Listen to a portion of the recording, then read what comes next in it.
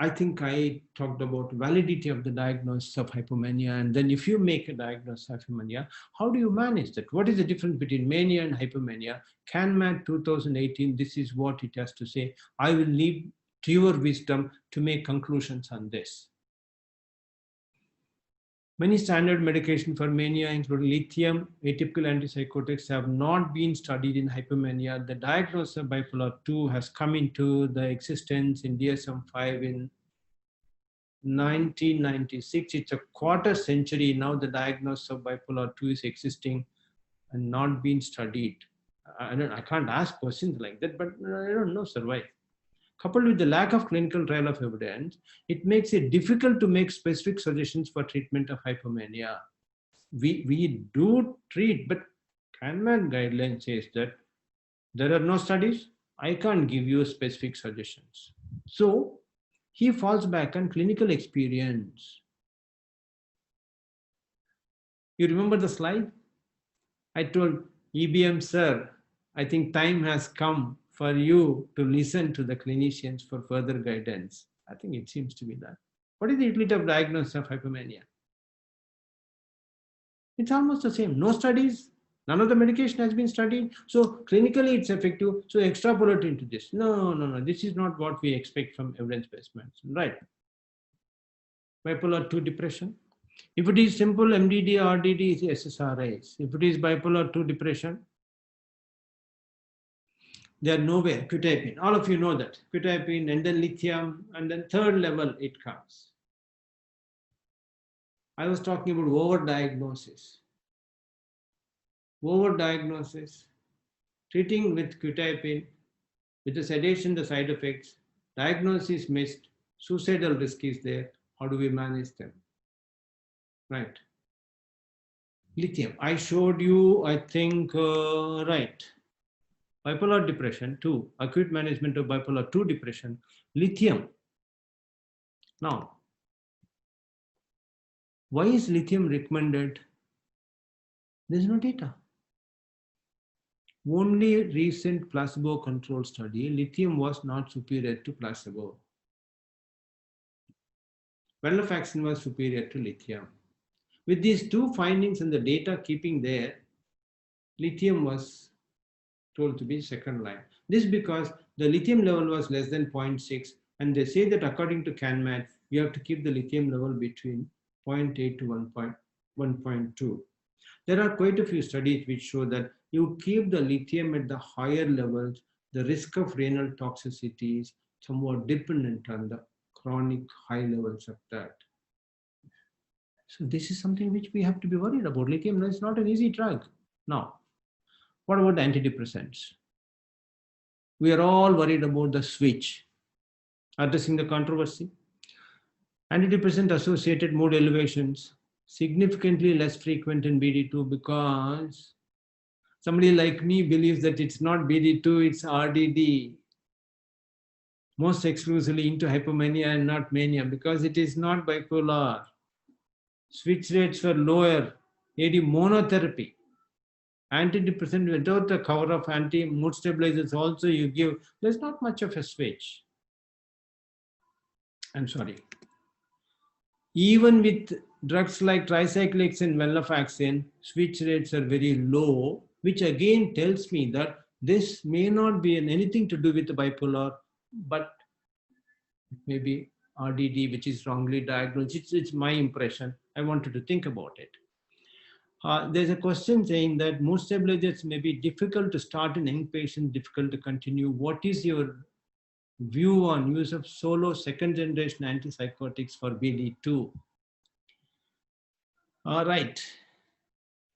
This is what I've been doing. This is actually what I've been doing.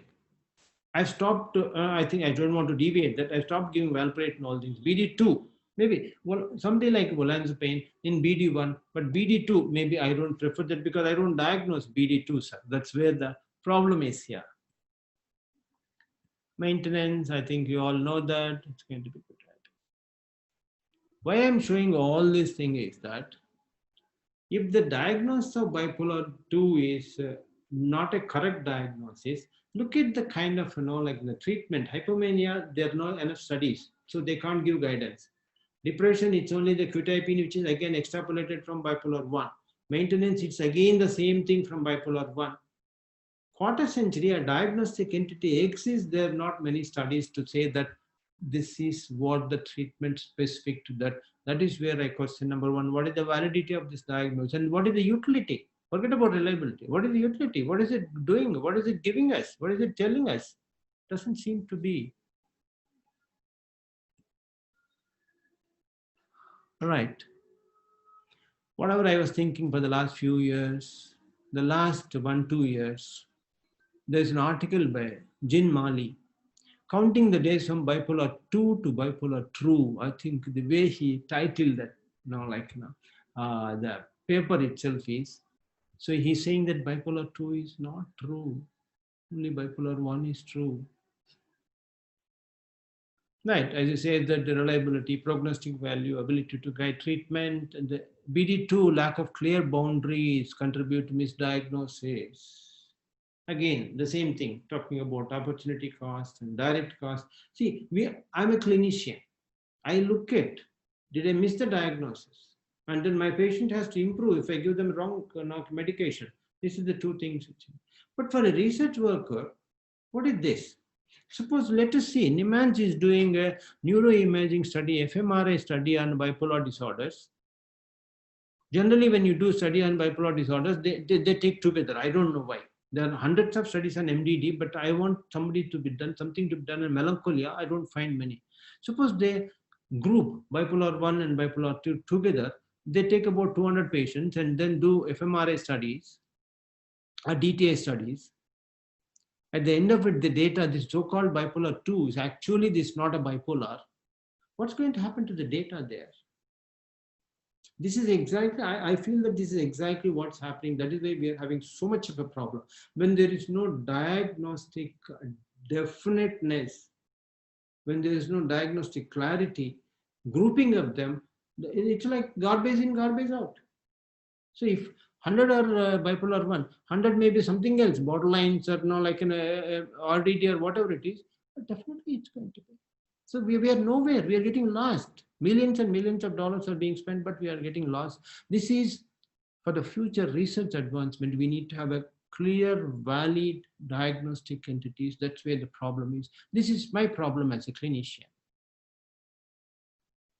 And the same, Jin Mali again, 2019 article, bipolar 2 disorder is a myth. My title is copied from this. The concept of BD2 has run its course and served its purpose, failed to demonstrate that there's something like a distinct BD2 subtype exists. The illogical definition of hypomania is worryingly close to very clear, non-clinical, non-harmful. Absolutely, this is what we have been asking. When it is so mild, why should it be only 2 days or 4 days?